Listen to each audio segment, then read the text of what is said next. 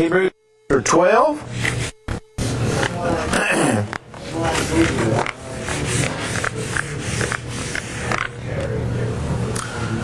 Lord willing, in a couple of weeks, the Sunday morning lesson is going to come from the last half of this chapter.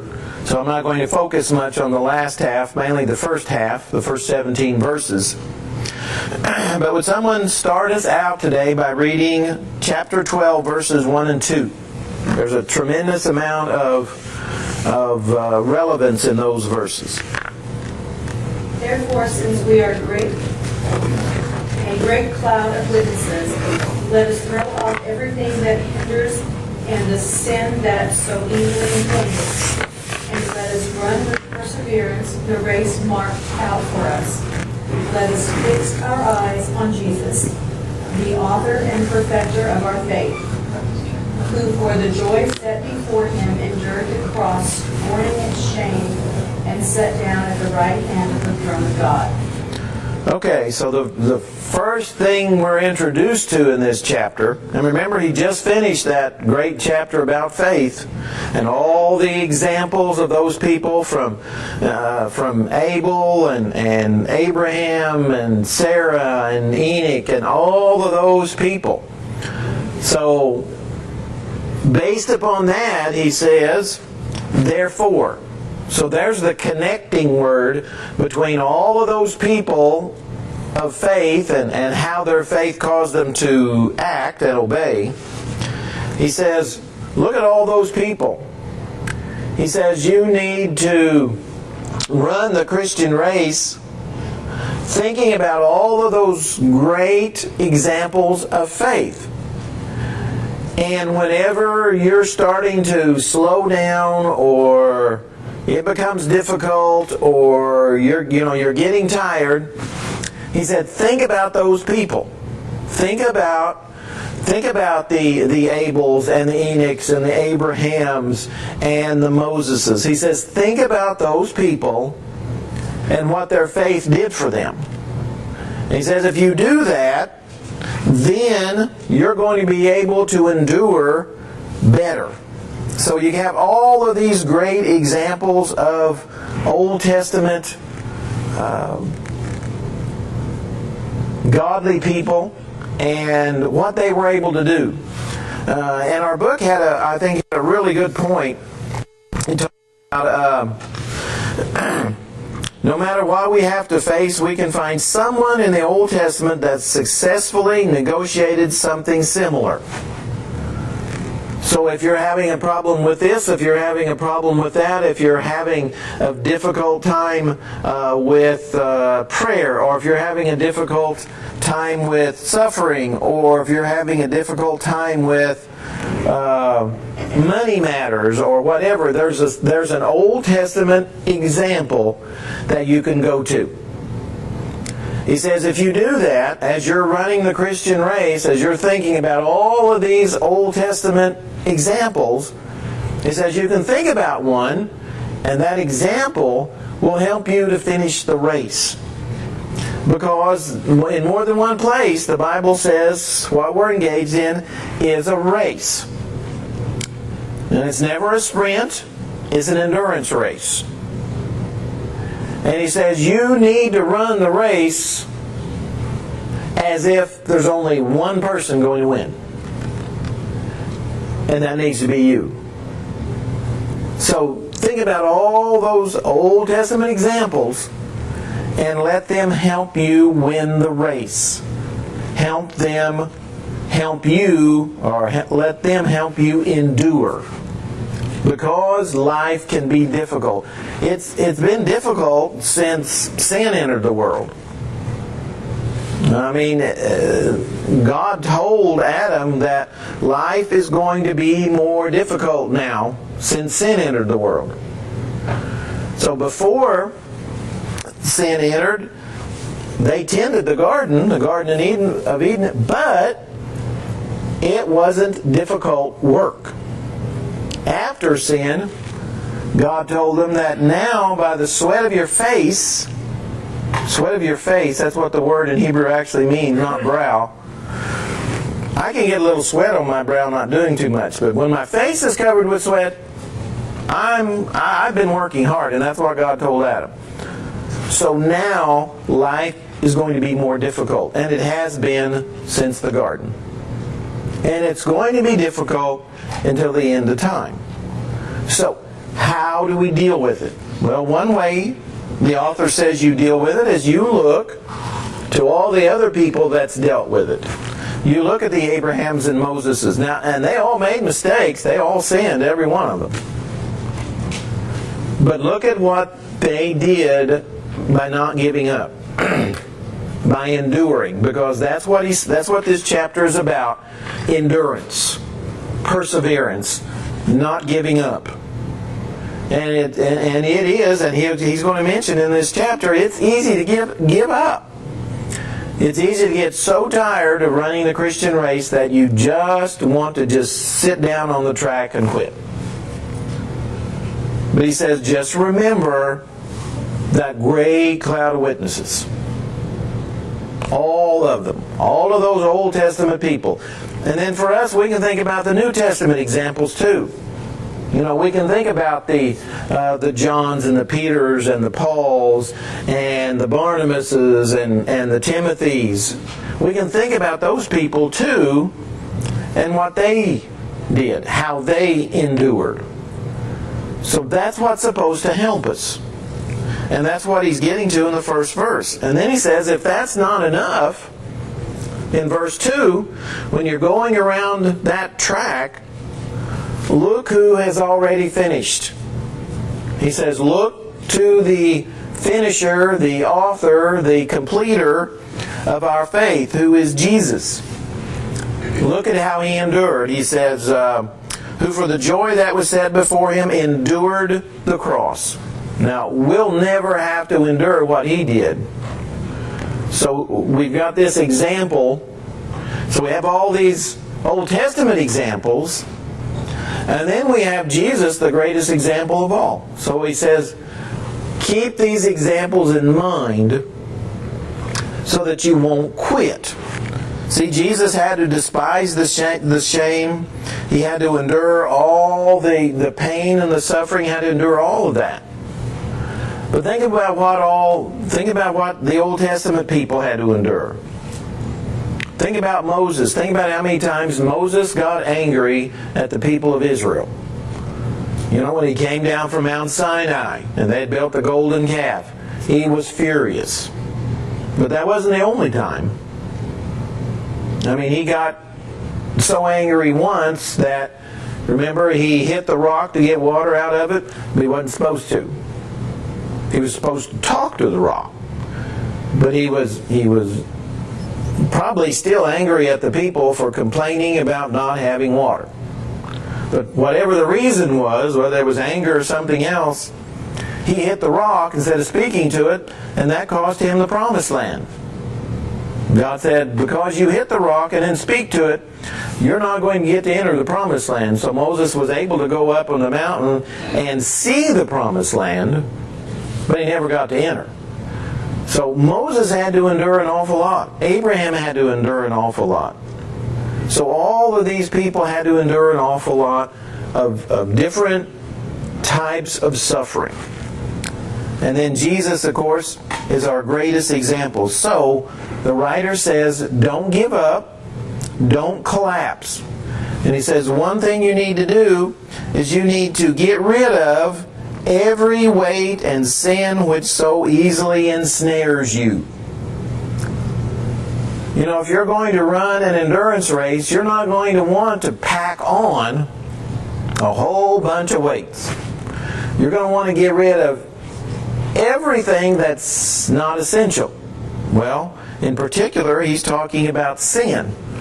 Because sin slows you down. Regardless of what the sin is, he says it's going to keep you from running the race like you need to run it. So sin, and the author has a good little section in the book about sin, it is a burden. That's why he calls it a weight. It's a burden. It traps us.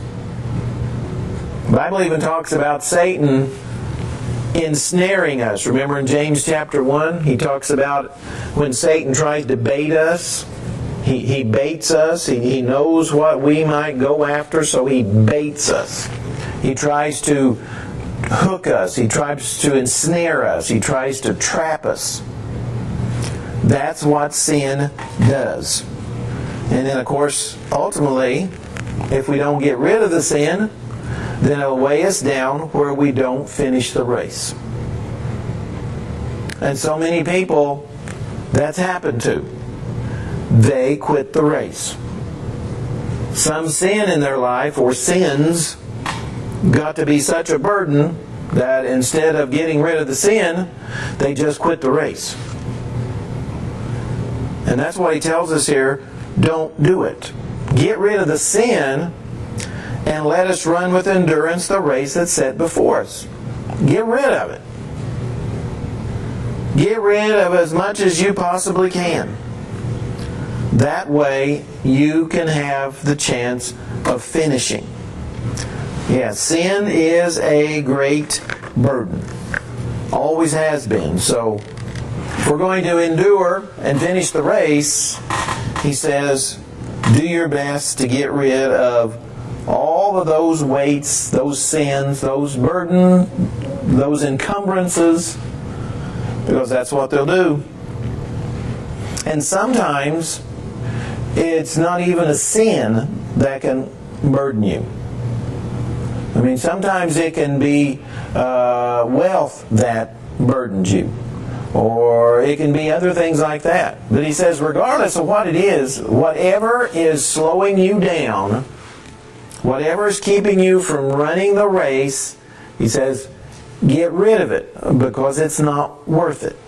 It's not worth it. Get rid of it so you can finish the race, because ultimately, crossing the finish line is the only thing that's important. See, that's what he's stressing here. The only thing that's important is to cross the finish line. Crossing the finish line. None of those other things are important. So, crossing the finish line is the ultimate goal. Just like runners, when you watch them on, TV or at a track meet, the only thing that's important is crossing the finish line. It's not how you look. It's not how many people are cheering you on. The only thing that's ultimately important is, did you finish the race? Did you finish the race? So those two verses there really bring out the importance of chapter 11. Why he gave us all of those examples of all the things the people that they did. They escaped the edge of the sword. They stopped the mouths of lions. They were valiant. Some were tortured. Some were in chains and in prison. Some were stoned. See, he gave us all of those examples so that we could think of those great Old Testament examples and not quit. He's going to talk a little bit about the hands that hang down and the feeble knees. You can tell a runner when you're watching them run when they're about out of gas. You can tell when they're just about ready to drop and they probably won't make it. By their facial expressions, by how they're holding their hands, by how they're running, you can tell. And that's what he's going to tell us here. So he said, there's some more encouragement coming in verse 3. Some more encouragement. For consider him, talking about Jesus, who endured such hostility from sinners against himself, lest you become weary and discouraged in your souls. You have not yet resisted the bloodshed, striving against sin. He says, when you think about Jesus, all the hostility and the persecution, the suffering that he had to endure from sinners, he says, you have not had to undergo what he did. I mean, he suffered physically, he suffered emotionally, he suffered spiritually. he says, and remember the writer's talking to these Hebrew Christians, he says, you have not yet resisted the bloodshed. They might have to one day, but they hadn't when the book was written. So he says, you haven't yet had to endure that level of suffering. So he said, don't become weary and discouraged. Paul told the Galatians in the last chapter in that letter not to grow weary in well-doing. Don't faint. Don't give up. Don't become discouraged. And it's easy to become discouraged. Because at times it looks like the world is winning. It looks like Satan is winning. I mean, it does when you look at the world.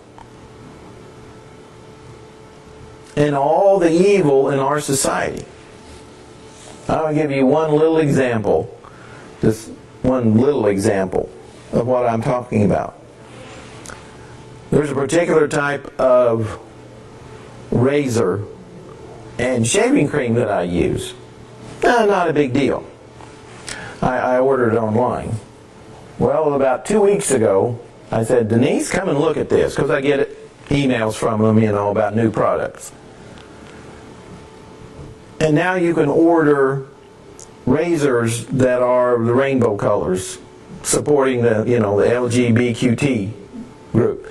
So I said, okay, I'm done with them. That's it. I'm not going to do it anymore.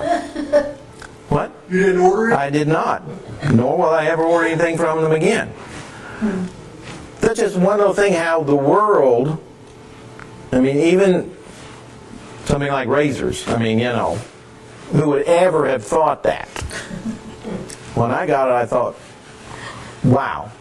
But, go ahead. The problem is, they probably wouldn't have thought of doing it either, but because they're afraid Oh, yeah. that community will turn on. That's right. They have to. That's right. And then, And not that they really want to, but they have very, very to possible. keep that group from suing them, Yeah. all that. I think a lot of companies, Yeah. not They just kind of maybe cave into their, own it, but they have to Yeah. keep themselves. yeah. Not saying they don't, but I just wonder sometimes if that's not I think that happens all over. You do. anymore. You see it in all kinds of areas. From being sued, boycotted, put up, as Oh, a yeah. person against Yeah, it. absolutely. Look what happened to Chick-fil-A. Oh, yeah. Right. That's a good Well, example. they held their ground, Yeah. Yeah, they did. but they paid for it. Oh, yeah. It cost them a lot of money. Hobby, people. Right. Right. Another example. So it's it's all over our country, and even in, like I said, even in little things like razors and shaving cream, of all things. But Well, I'm going to buy myself at the dollar store. yes, Dean.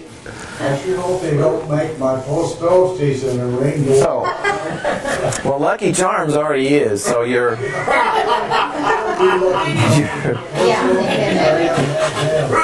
Cornflakes, that's Yeah. cornflakes, yeah. But, it is easy to get discouraged because it does look at times like the world and Satan and evil is winning.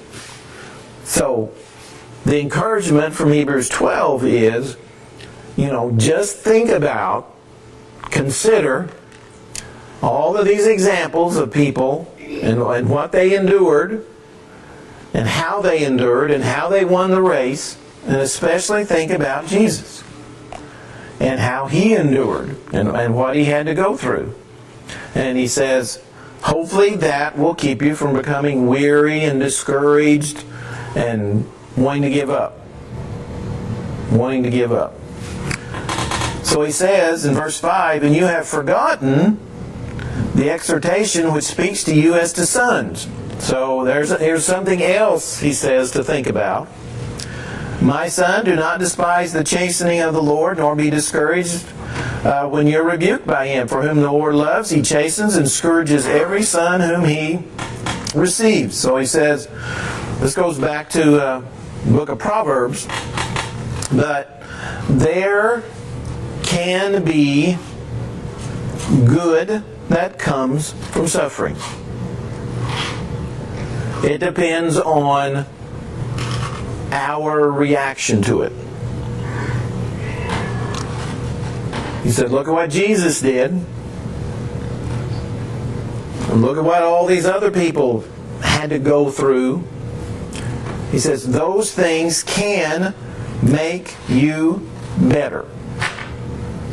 So don't assume that all suffering is bad, because some of it can produce good. Let's turn over just a few pages to James, chapter 1. He says in James chapter 1, verse 2, "My brethren, count it all joy when you fall into various trials, knowing that the testing of your faith produces patience. But let patience have its perfect work, that you may be perfect and complete, lacking nothing." So trials and testing and suffering can produce something good. So he says, don't immediately become discouraged when these things happen. Because just remember that a father, if he's the kind of father God wants him to be, will chasten, discipline, train his children in the way they should go. And that just shows that he loves them, not that he doesn't love them. So remember, he said that this can be beneficial. People that run in marathons or run in the Olympic and so forth, they have to undergo a lot of suffering, a lot of pain, a lot of being tired to get to the point where they want to be. They don't just wake up with one morning and say, I think I'm going to run a marathon. Doesn't happen. So that's what he's telling us there. So he says in verse 7, "If you endure chastening, God deals with you as with sons. For what son is there whom a father does not chasten? But if you are without chastening, of which all have become partakers, then you're illegitimate and not sons." So he says again, this chastening, this discipline, this suffering, this training can be a great thing. He says, if you're enduring it for the right reason, then it's as if God is chastening you. He says, with you as with sons. Because a father chastens his son. That's what a godly father does. Disciplines, trains his children in the way they should go. Furthermore, he says, verse 9, "We've had human fathers who corrected us, and we paid them respect. Shall we not much more readily be in subjection to the Father of spirits and live?" Well, if we showed our human father respect for the training and discipline he gave us, then surely we should do the same thing for the Heavenly Father.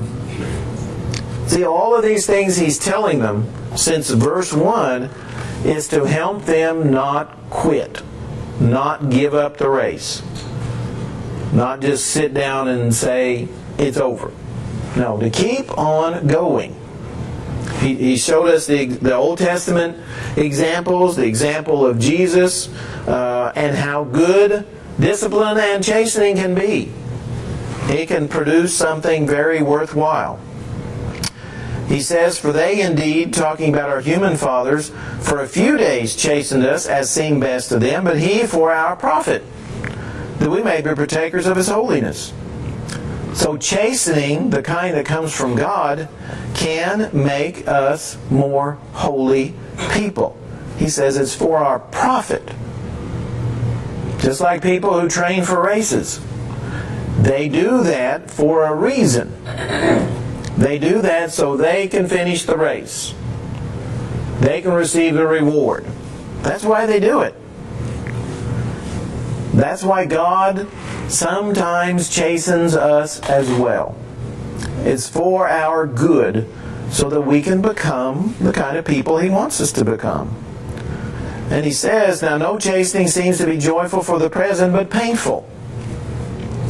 Nevertheless, afterward, it yields the peaceable fruit of righteousness to those who have been trained by it.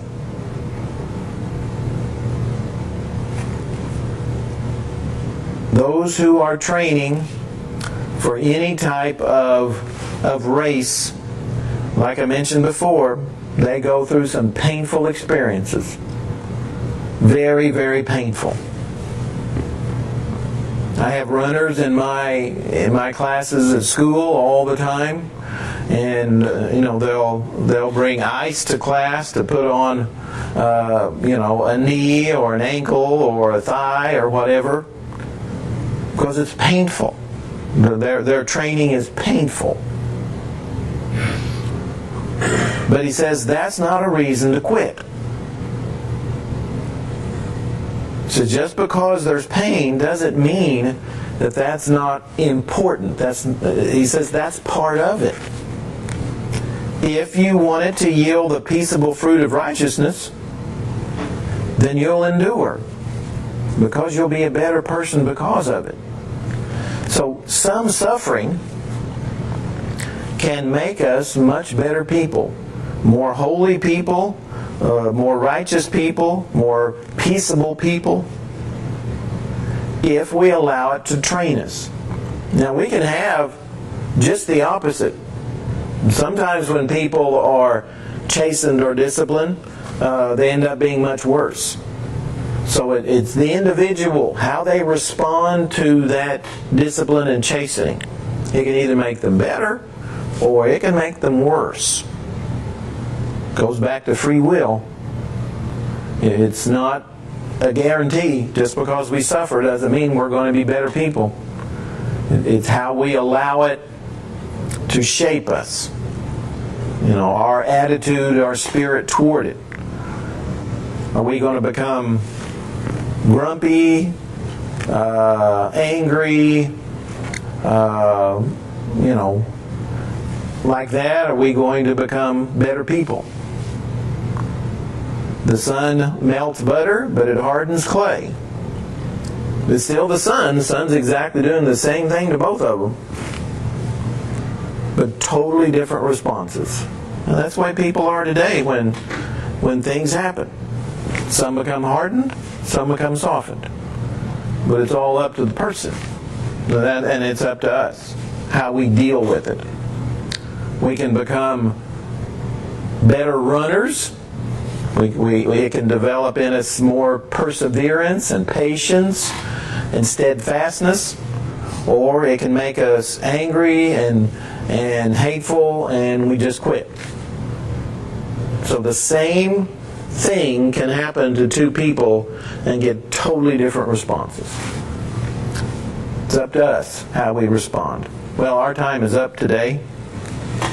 So Lord willing, in 2 weeks, we'll start with verse 12. Another therefore statement.